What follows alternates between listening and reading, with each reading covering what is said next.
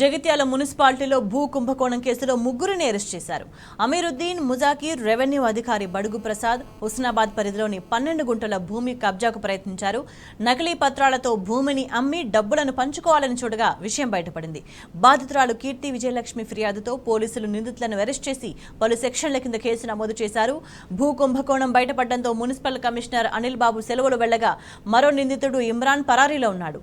భూ కుంభకోణంపై పూర్తి విచారణ జరిపించి చర్యలు తీసుకోవాలని స్థానికులు డిమాండ్ చేస్తున్నారు.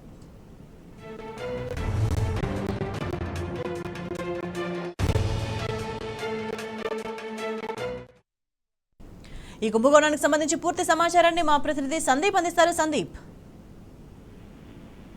మొత్తానికి జగిత్యాల జిల్లా కేంద్రంలో వారం రోజుల క్రితం భారీ భూ కుంభకోణం వెలుగులోకి వచ్చింది. జగిత్యాలకు ఆనుకొని ఉన్న హస్నాబాద్ అనేటువంటి గ్రామంలో ఒక కీర్తి విజయలక్ష్మి అనేటువంటి మహిళకు చెందినటువంటి 12 గుంటల భూమిని అక్రమంగా పూర్తి స్థాయిలో అంటే విఎల్టీ పత్రాలు, వేకెంట్ ల్యాండ్ పత్రాలు సృష్టించడంతో పాటు ఇతర దానికి సంబంధించిన డాక్యుమెంట్లు సృష్టించి దానికి ఇంటి నెంబర్ కూడా కేటాయించుకున్నారు. దీంట్లో ముగ్గురు నిందితులుండగా, కబ్జారాయిలు ముగ్గురుండగా వారికి సహకరించినటువంటి రెవెన్యూ కీలక ఉద్యోగి ప్రసాద్ తో పాటు అలాగే దానికి సహకరించినటువంటి మున్సిపల్ కమిషనర్ అనిల్ బాబు కూడా ఉన్నట్టు పోలీసులు అయితే పట్టణ పోలీసులు తేల్చారు. ఈ క్రమంలో 2 రోజుల క్రితం వారిని అదుపులోకి తీసుకున్నటువంటి పోలీసులు ముగ్గురు కబ్జారాయిలను అరెస్టు చేయగా వీరి ప్రమేయంతో తాను కబ్జాకు పాల్పడ్డట్టు వచ్చినటువంటి కబ్జాకు పాల్పడ్డట్టు 12 గుంటల భూమికి సంబంధించి కూడా మొత్తము కలిసే తాము పంచుకుంటాము, అన్నిటికి సంబంధించి ఆ డబ్బు అంటే ఈ 12 గుంటలు తర్వాత అమ్ముకున్నట్టయితే వచ్చిన పైసలతో పాటు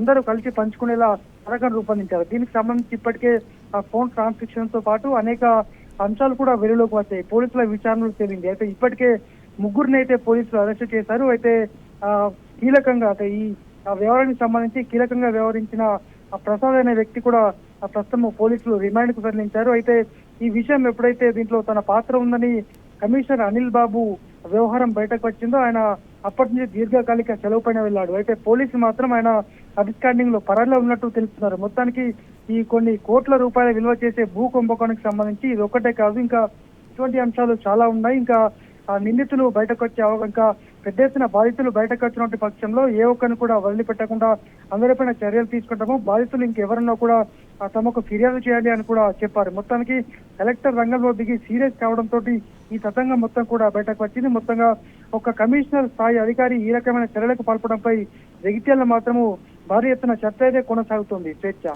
రైట్ సందీప్.